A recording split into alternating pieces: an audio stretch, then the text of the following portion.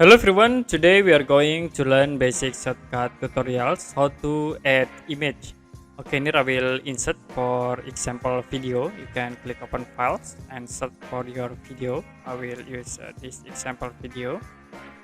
The next you can set this video into timeline like this, and then I will add new timeline. You can right click, go to track operations, and you can insert track.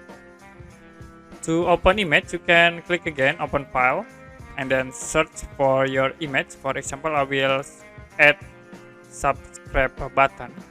Click open, and then you can insert again into track timeline like this. You can see it will be automatically attached into your video.